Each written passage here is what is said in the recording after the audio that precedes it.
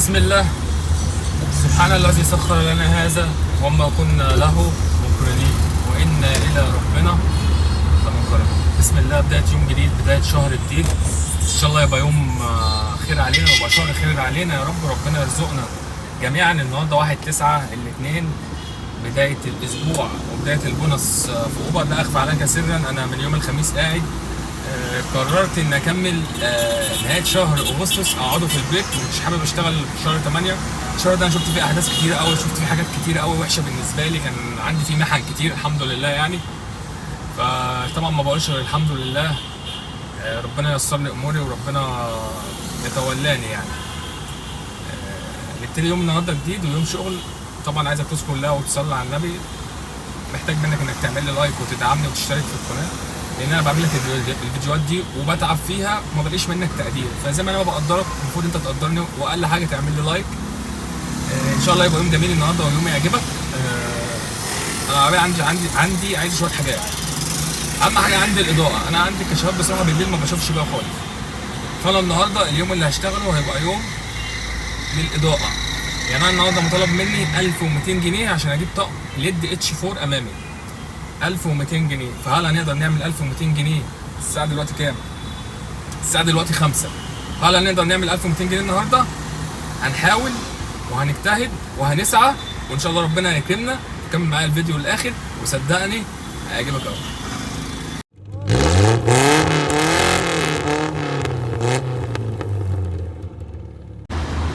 طبعا يا جماعه انا دلوقتي الساعه 5:30 و5، يعني بقالي نص ساعه بالظبط واقف حرفيا. مفيش ولا ريكوست جاي لي عايز يجي لي ب 200، وكل الريكوستات تعالى كده بس اما اشوفكم. كل الريكوستات بعيده عني 8 كيلو 9 كيلو 6 كيلو ونص. مفيش الا مشوار طويل جالي 65 كيلو كان ب 385 جنيه، وانا استحاله طبعا اخده. يعني الكيلو واقف في سكه ال 5 جنيه تقريبا، 5 جنيه وحاجه. كان رايح الشروق. انا بالنسبه لي ممكن كنت اخده واروح الشروق وانزل من الشروق على الرحاب او التجمع، بس انا بصراحه ما رضيتش اخده. انا حسيته بخساره. 65 كيلو ب 300 مش عارف كام، 80 جنيه باين حاجه زي كده. فانا دلوقتي كل المشاوير اخرها 170 175. حتى اكتوبر، يعني كنت هطلع اكتوبر واشتغل النهارده في اكتوبر، لقيت برضه الريكوستات تعبانه. فانا خدت دلوقتي ريكوست رايح المقطم 18 كيلو ب 140 جنيه. انا بالنسبه لي حلو كده. اروح بقى المقطم، انزل المعادي، اطلع التجمع، وهنشوف الدنيا هتعمل معانا ايه.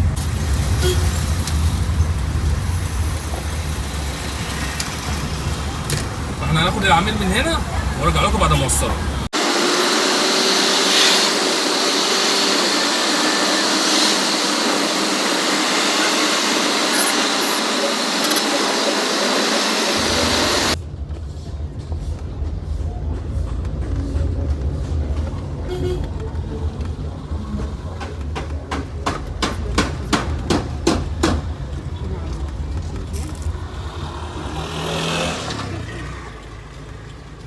كده 142.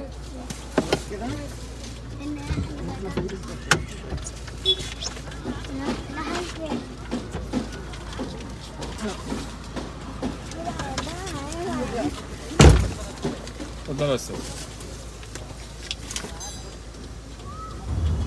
طبعا يا جماعه الريكوست الثاني كوارات جديده 14 كيلو ب 96 قول 96. تمام. فاحنا دلوقتي خلاص احنا داخلين على عميل اهو نوصله القاهره الجديده. بس انا من ساعه ما نزلت شغال بنزين، ولا معايا بنزين ولا معايا غاز. البنزين خلاص بيخلص مني. بص تخش بقى هنا، بص جي بي اس مخرج بقى ماشي. فلازم نحط بنزين او غاز، احنا كده ما معناش. انا راكب معايا عميل وقال لي عايز تكييف، شغله ازاي؟ بص انا بعد ما قربت من العميل الجي بي اس بص خرف خالص. نوصل للعميل ان شاء الله وارجع لكم على الريكوست الثالث. اهم حاجه وانت بتتفرج ايه؟ برافو عليك، اللايك. اوكي باي باي، هاف ا نايس داي. السلام عليكم. السلام ورحمه الله وبركاته.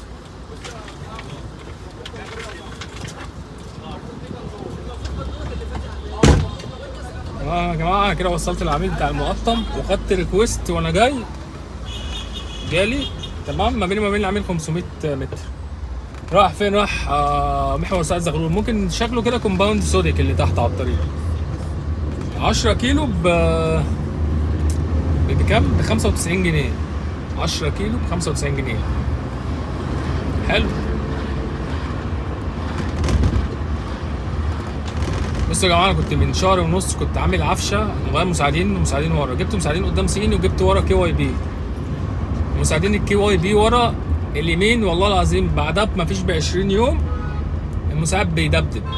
كان بسيط، دلوقتي بقى صوته عالي جدا، الدبدبه بقت عاليه جدا. فكده هغير مساعد بقى، لا اما اجيب واحد استيراد لا اما اجيب طقم جديد. فبجد حسبي الله ونعم الوكيل في الناس اللي بتضرب البضاعه. عشان لما اجيب طقم ب 1700 خلفي ويبوظ منه واحد والله حرام بجد يعني. هي دي بقى الاعطال بقى ايه اللي بتظهر لك، يعني انت عاملها وظهرت لك مفيش شهر بس الحمد لله يعني. الحمد لله. طب انت فين؟ انا مش فاهم. هي في البنزيمه ولا ايه؟ شكلها كده برضه انا كنت في البنزيمه يا جدعان. طب يا جماعه انا وصلت للعميل، المفروض كان المشوار الثالث كنت انزله محور سعد زغلول. بعد ما وصلت اتصلت بيها بتقول لي مش انا انت لسه مكلمني وقلت لك انا في الحته الفلانيه؟ قلت لا ده ممكن يبقى حد بقى تاني وكنسل والريكوست جالي. قالت لي طب هو انت من التطبيق ايه؟ قلت لها انا من اوبر بس حضرتك طالبه كريم وكريم واوبر واحد. قالت لي لا ده اللي كلمني من تطبيق تاني. قلت لها طب حضرتك هتعملي ايه؟ مع الكابتن التاني ولا معايا بس عشان منطقه؟ قالت لي لا انا هكنسل. قلت لها مفيش اي مشكله كنسلي يعني. بص طالبه من كريم وطالبه بص المهم هي بتطلب كذا عربيه، العربيه اللي تجيلها هي لحد دلوقتي ما كنسلتش. انا بص لحد دلوقتي هي تعالى كده لحد دلوقتي بص هي ما كنسلتش. انا داخل في الدقيقه الثالثه، انا كده فاهم هينزل لي الغرامه بتاعتها هتنزل لي. انا كده مش ظالمها لان انا رحت لك وكلمتك وانت قلت لي هكنسل ما كنسلتيش. تمام انا عادي، انا واقف مستنيك، انا كده الدقيقه بتعد فانت براحتك. انا نصحتك وانت براحتك. ناخد الريكوست الثالث اللي كان هو يا جماعه خدت مشوار تاني 9 كيلو نازل عند الاسكان المتوسط تحت عند طريق العين السخنه.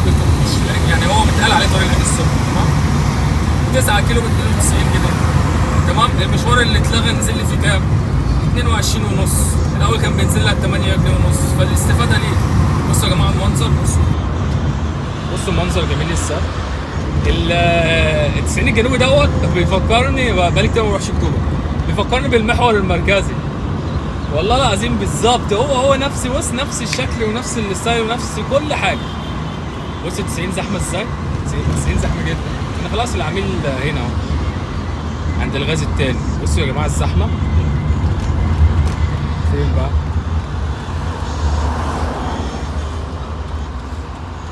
باسم عمر. نقف هنا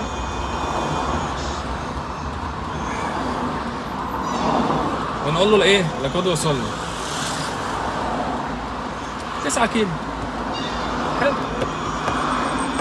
المهم ايه العميل اللي كنت بكلمها قالت لي لا انا كنسل وما كنسلتش عادي. انا استنيتها الاربع دقايق وكنسلت. انا خدت 22 ونص. كنت ماشي لها قد ايه؟ يعتبر مشيت 200 متر يعني 200 متر ب 22 جنيه يا بلاش والله، اغلى من سعر الكيلو. فخلينا نستنى عمر ونوصله ونرجع لكم مع الريكوست الرابع. اهم حاجه ايه؟ تصلي على النبي وتذكر الله وتعمل اللايك.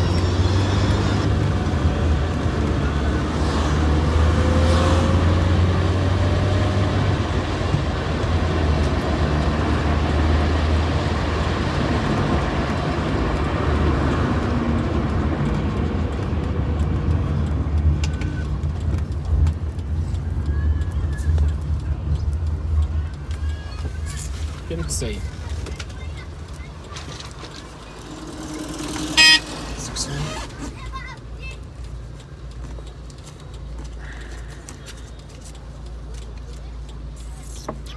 محتاج 10 في المحفظة. ماشي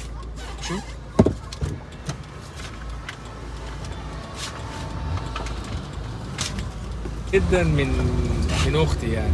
فانا جعان بصراحة ما فطرتش، عايز افطر. المشوار ده كان 9 كيلو زي ما قلت لك. اطلع افطر نص ساعه بالظبط. الساعه دلوقتي كام؟ 7 ونص. اطلع افطر نص ساعه وانزل نكمل عشان احنا لسه قدامنا يوم طويل. احنا ما جبناش كده حتى حق الفيشه بتاعت اللمبه، احنا كده لسه ما عملناش اي حاجه. فناكل ونملى اهم حاجه تملى التانك يا صاحبي. املى التانك وانزل اشتغل. ارجع لكم تاني مع الريكوست الرابع. طب يا جماعه كده كلنا وفطرنا وظبطنا وشربنا الشاي. الريكوست الرابع 5 كيلو رايح جمال عبد الناصر 58 جنيه. احنا دلوقتي الساعه كام؟ 8 وربع. في الوقت دوت هي دي الاسعار اللي هتلاقيها موجوده في التجمع عشان تبقى فاهم يعني مش هتاخد حاجه واو، هتاخد حاجه بريد بقى مش دلوقتي. شغل الريد بقى يبتدي ايه 10 ونص 11 الكلام ده. تمام. فاحنا هنا هنستنى العميل وربنا بقى ييسر بقى. ده كده الريكوست الرابع ونشوف بقى الدنيا بتقول معانا ايه. احنا لازم بصوا انا هولع النور. بص الدنيا ضلمه. بص شايفين دي الاضاءه الصفراء دي طفت اهي. بص اكني مفيش نور. شايفين يا جماعه؟ بص مفيش. انا ما بشوفش. انا عايز اقول لك ان عيني بتوجعني اصلا. فعشان كده قررت اللي انا اغير الاضاءه اركب حاجه اسمها حاجه اسمها تاج برو. تاج برو دي في منها بقى انواع. في ب 1200 وفي ب 1350 وفي مش عارف فاهم انواع كتيره قوي. فانا ممكن اركبهم من 1000 او 1200 من الاخر يعني. شايفيني المجال دوت اشتغل في المناطق اللي فيها شغل، اشتغل في المناطق اللي فيها ذروه، اشتغل في المناطق اللي فيها ريت عالي يعني وسط البلد، دقي، مهندسين، فيصل. انزل فيصل هتاخد منها احلى ريكوستات. بس عيش مع خيالك في الزحمه. فاهم يعني الزحمه تبقى وضعها صعب قوي. فالعميل لسه ما جاش. احنا نستنى العميل عادي يا جماعه بفلوس، كله بفلوس. نستنى العميل وارجع لكم ان شاء الله مع الريكوست. طب يا جماعه كده بقى انا وصلت للعميل اللي انا كنت اوديه جمال عبد الناصر. طبعا العميل ما جاش، استنيته من 5 دقايق والعميل ما جاش. كنسلت نزل لي 22 ونص. تمام.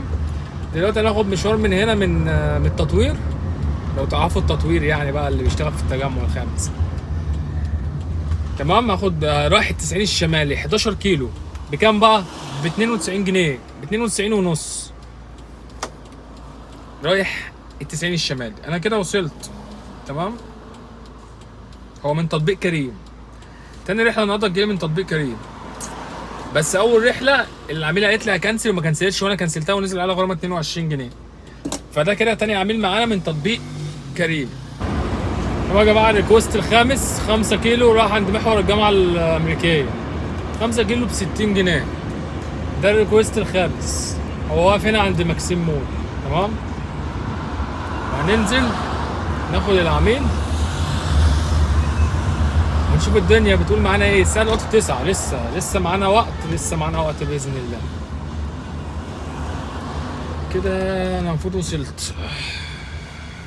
باسمي صور. ماشي. اين انت يا صور؟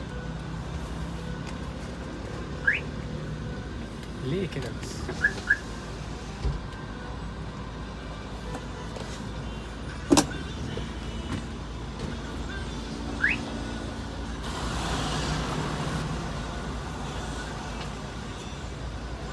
الحمد لله السنة بتاعت شهر 8 دي خلصت يا جدعان. كانت سنة شهر طويلة قوي بصراحة بجد. صح حسيتوا بيها. يلا الحمد لله في السراء وفي الضراء.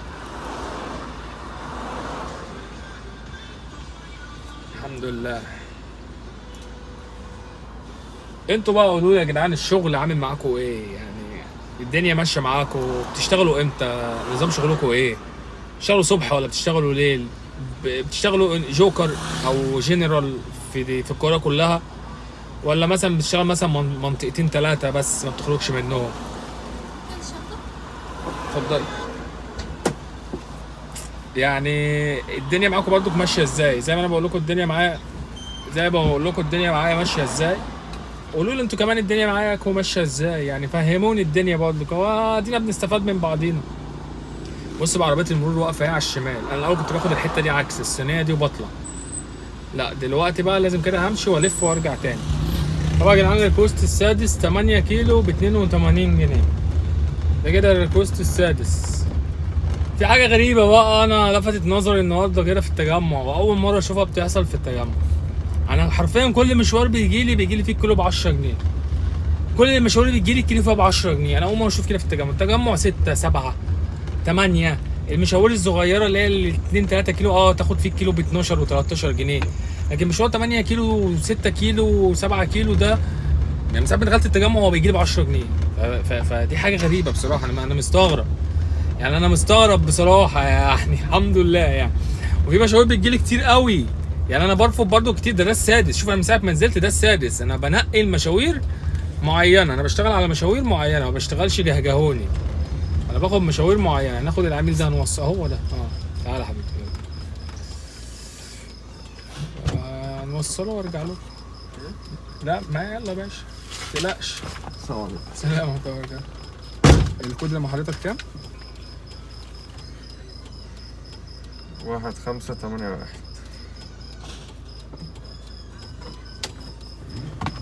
طبعا يا جماعه كده الريكوست السابع، وصلت العميل اللي معايا وانا بوصله رن لي ريكوست 2 كيلو ونص، وكان على بعد 500 متر ب 41 جنيه، يعني كيلو واقف بسكه 13 جنيه. هو رايح 2 كيلو ونص، وانا حسبت لك ال 500 اللي انا جاي لهم له يعني 3 كيلو بكام بقى؟ ب 41 جنيه، يعني اقول الكيلو ب 13 جنيه. حلو صح؟ حلو ولا مش حلو؟ احلى حاجه بقى في المشاوير الصغيره اللي هي تعالى يا حبيبي انت مثلا عائله وادم راكب وفي دردشه لقد وصلت، مش فاهم منك حاجه بس عادي ماشي. فده كده اين انت سكة ساعتين ونص كمان. فهل احنا يلي قادرة على التحدي انتي قادرة ولا مش قادرة؟ ان شاء الله انا متفائل خير يعني، حتى بس يعني انا كنت حاطط تارجت ليا 1200، حتى لو التارجت بتاعي جه 1000 جنيه واحط انا بقى ال 200 جنيه من معايا، او بكره اكمل ال 200 جنيه، بس هنشوف اخر اليوم هيعمل معايا ايه. خلينا بس دلوقتي يمكن ربنا يرزق بمشوار حلو او بمشوار في ريت. خلي بالك انا معظم الوقت اللي انا بنزل فيه ما بشتغلش على ريت، في ناس بتنزل في اوقات الذروه ممكن تعمل قد اللي انا بعمله في كيلومتر اقل وعدد ساعات اقل، او ممكن يبقى عدد ساعات اكتر كمان بس كيلومتر اقل، فخلي بالك من الحته دي. لكن انا لو بشتغل بريت الموضوع هيفرق معايا تماما، الموضوع هيفرق معايا تماما. لو انا بشتغل في وقت ريت هعمل لي ال10 رحلات، لو كل رحله بريت انا هخلص الدنيا بدري وتلاقيني عامل رقم وتلاقيني عامل كيلومتر قليل. فخلي بالك من الحته دي، ما تربطش ده بده، اصحى وركز. هوصل العميل ده وارجع لك لو جه يعني. ريكوست الثامن 5 كيلو ب 52 جنيه رايح التسعين الشمالي. انا هنا كده عند جاردن ايد، بصوا الدنيا زحمولة خالص. 5 كيلو يعني المفروض هي واقفة هنا كده. أين أنت يا أستاذة؟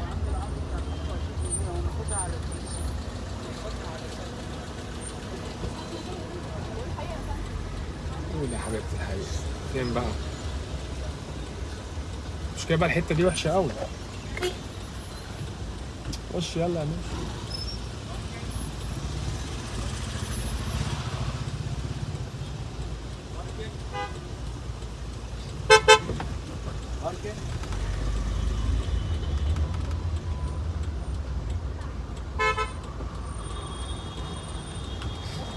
اوصلها وارجع. الجوست التاسع 3 كيلو او 3 كيلو ونص ب 51 جنيه. الريكوست اللي قبله دوت كان 4 كيلو ونص كان جاي لي ب 51 جنيه.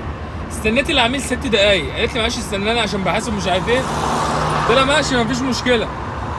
المهم استنيت العميل، كان حساب انا المفروض صافي كان 51، بعد ما استنيتها وجيت احاسبها نزل لي 75 جنيه. فبجد يعني اللي اخترع حته الانتظار ديت، الزياده في الانتظار، يعني حابين نقول له شكرا من قلبي.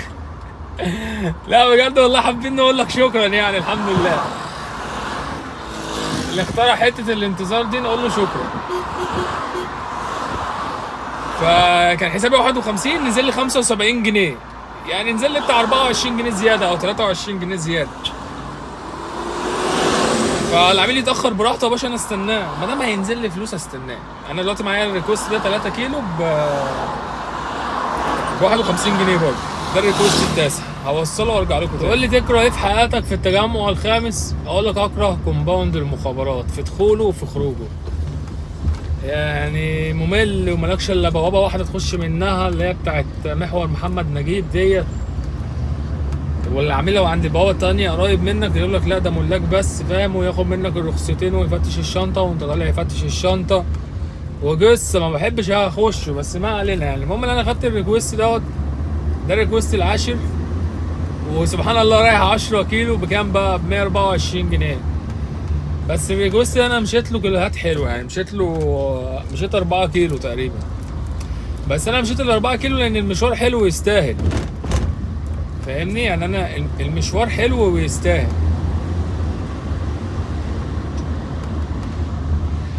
فننزله ال 10 كيلو بتوعه.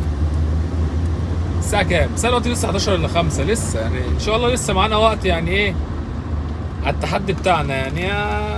يعني نتمنى من الله ونرجو الله يعني اللي احنا باذن الله. انا في الرحاب اهو تمام.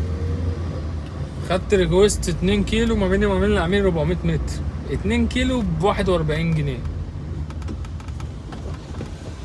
ناخد بقى ايه اوردر في اوردر كده صغير لحد ما نقرب ايه نرجع بقى الكايرو او حاجه وناخد مشوار ننزل بيه. هل هنعمل التحدي بتاعنا؟ لسه مش فارقه، لسه مش عارفين هنعمل التحدي بتاعنا. هو تحدي صعب على فكره، وكمان انا نازل متاخر، ومعظم المشاوير كلها كمان مش بريت يعني. انا بقى شغال مشاوير عاديه جدا يعني. بس خلينا نشوف اخر اليوم هيرسى معانا على. انا في الرحاب على فكره، الرحاب جميله قوي يعني، الرحاب جميله بس عيبها بقى في دخولها والخروج منها، بس هو ده عيبها. لكن هي جوه بصراحه تحس ان انت شغال ايه في نيو جيرسي. عارفين عم ميسو؟ هو هناك كده عند عم ميسو. هوصل العميل ده وارجع لكم. الريكوست الكام؟ الريكوست ال 12. انا في الرحاب عند بوابه 6 السوق القديم تمام. على فكره الشغل في الرحاب داخلي حلو قوي. خدت ريكوست 3 كيلو، لا ما بيني وما بين العميل مفيش 100 متر بالظبط تمام. 3 كيلو ب 61 جنيه او 63 جنيه يعني على ما اتذكر يعني. فاوصلها او اوصله، بس رب نلاقيه بس واقف. بس هو المفروض هو حاطط كده، بس هو شكله ايه بقى؟ بص بقى هو حاطط فين؟ مش عارف، هنشوف. هي دي يعني. هوصلها وارجع لكم. ماشي الريكوست ال 12 من الرحاب راح عند محور 79. سلام عليكم. الكود اللي مع حضرتك كام؟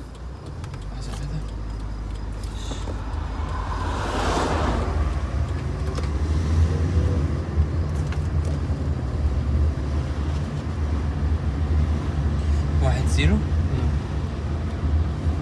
3 1.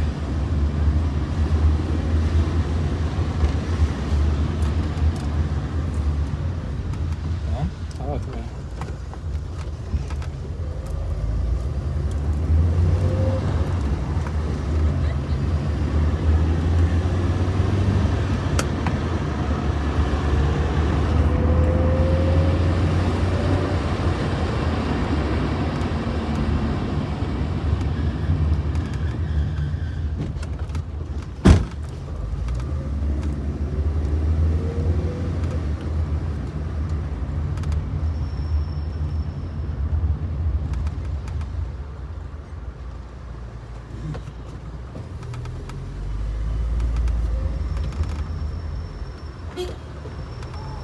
يلا لو هتنجز حالك عشان متقفلش علينا.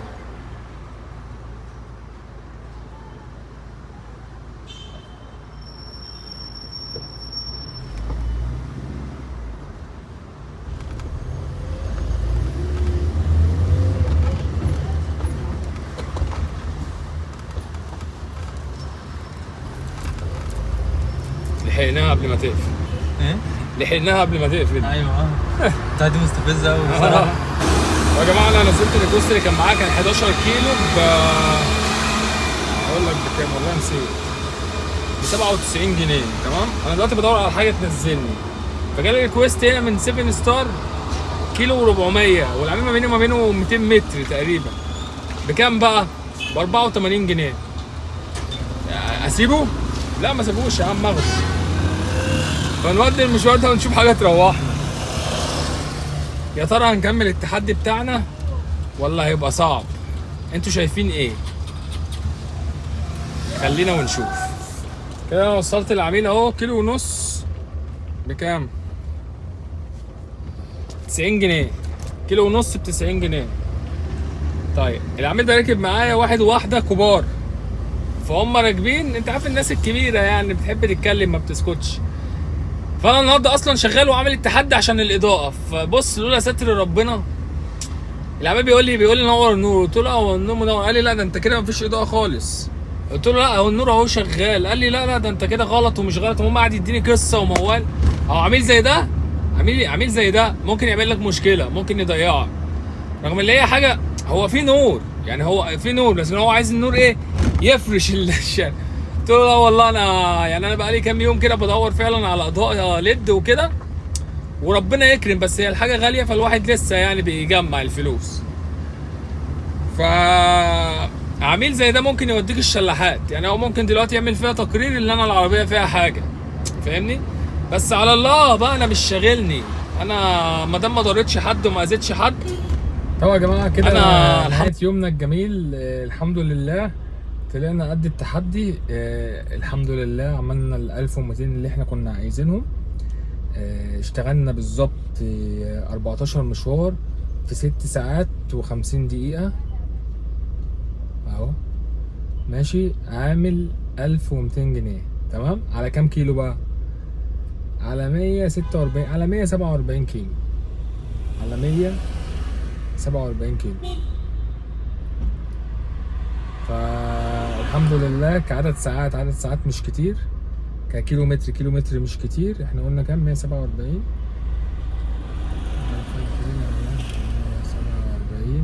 يعني الكيلو عامل معايا 18 جنيه، 8 جنيه و16 قرش على الآلة الحاسبة. 8 جنيه و16 قرش.